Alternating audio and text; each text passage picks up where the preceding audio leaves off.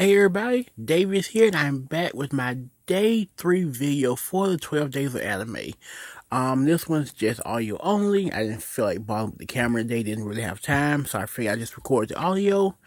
Yeah, so here's day 3. I'm liking it so far. I'm really enjoying myself again. So, going through the topics I want to talk about, I was trying to rearrange how I want to do everything.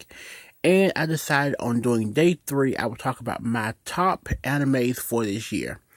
Preparing for this video, there were a lot more animes that I liked than I realized. So what I did was I kind of went through my anime list.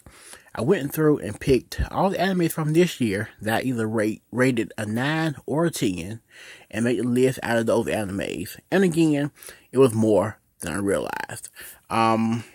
I didn't realize how many shows I ranked high. But yeah. So here's the list. There's no particular order. I just kind of wrote them down as I came across them as I was going through the different seasons. So yeah. I'll start with the first one. The first anime that I gave a 10 to is Darling in the Franxx. Darling in the Franxx. It's just, I fell in love with the series right away. It reminded me so much of Eureka 7. I don't know why. For some reason, the relationship between 009 and I'm forgetting the main character's name now. It slipped my mind. But their relationship reminded me so much of a relationship between Renton and Eureka. Like, it just, to me, just coincided so well. And I really, really love the show. Watching the characters grow from being essentially just these soldiers who were bred to fight the Franxx to becoming in their own and wanting to live and have goals and wanting to do more than just be these soldiers. And seeing 009 grow from being essentially just this demon who is this demon slash human who's made to just fight to wanting to be more than that. And I thought it was just beautiful, and I really, really, really love the series. From beginning to end, I was hooked. Like, I gave it a 10 out of 10. It was definitely in my top 3 series this year, easily. Series number 2 is Citrus. Citrus was a Yuri anime, and it's actually the first Yuri that I can say I've ever watched. I can't think of another one that I've seen, but again, I gave Citrus a 10 out of 10 also. Relationship between the two sisters, one being this outgoing girl who likes to wear makeup and is hyper, likes to have friends, one who is secluded and she goes by the rules and everything. And just, it was the true meaning of opposites attract. And I just love the aspect of that relationship. How they weren't sure, given they were stepsisters, whether to cross that line or not, but also not being able to hold themselves back from crossing that line and not wanting to admit they wanted to cross that line. I thought it was amazing. I really, really loved the series. If you haven't seen it, I definitely recommend watching it. I know it didn't get rave reviews, but I thought it was amazing. I really, really, really loved it. Next on the list is Hakata Tokotsu Ramens. It's the show about the baseball, the hitmen who also play baseball, and one of the hitmen happens to be a crossdresser. It's Dorada. Essentially, it has that same vibe, that same, like, the music and everything, the way the characters interact with each other. It's Dorada. It's Bacano. It's all those shows kind of in one, except they're hitmen. And I mean, yeah, it's just a bundle of fun. I can't think of one episode where I just wasn't either laughing or enjoying the action, or just, there was no episode was boring. Even the ones with backstory were not boring episodes at all. They were all really, really good. Like I said, they also play baseball. Hitmen who play baseball. If that's not interesting, I don't know what is. Next here, we have Killing Bites.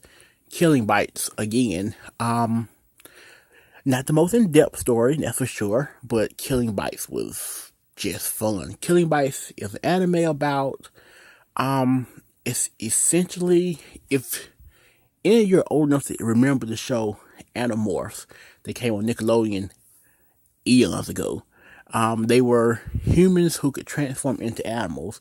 That's essentially what Killing Bites is. They're humans, but they have animal-esque tendencies. They can grow the hair. They're essentially half animal, half human. And they battle in this like big battle royal type thing where they're controlled by a master, and each animal takes part in the competition. And it's brutal and it's bloody and it's fun. There's a bit of perviness to it. It's fan service. It covers all the bases. And there was a saying they had in the show.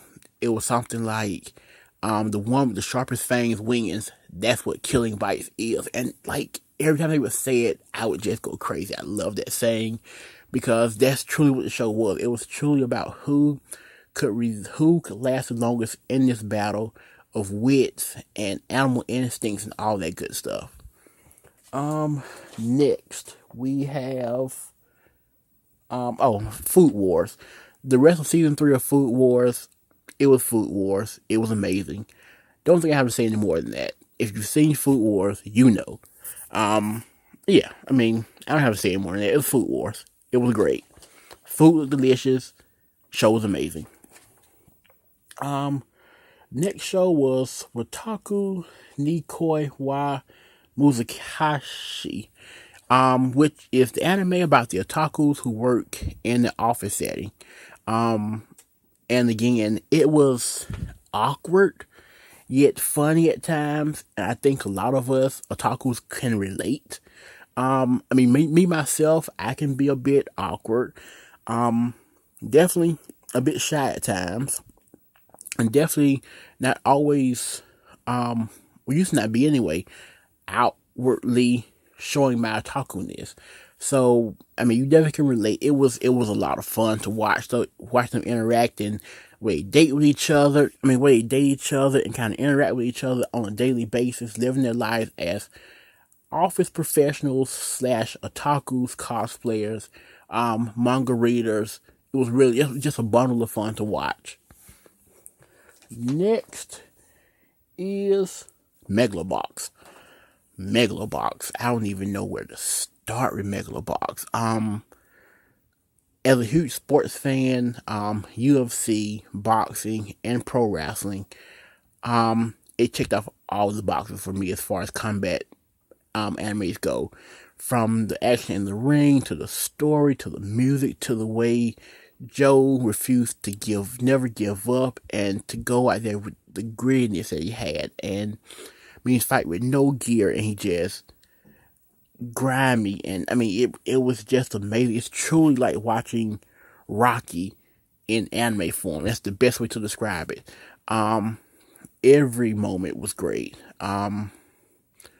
It was just fun. Even the ending, when you don't get to see the ending of the full fight, and then it flashes out, and you see kind of the aftermath of what happened. It's beautifully done. Megalobox, any sports fan, anybody who loves combat sports, definitely watch Megalobox. I have about 2 more left, 3 more actually. Piano no Mori, or Piano in the Woods, or in the Forest, my mistake.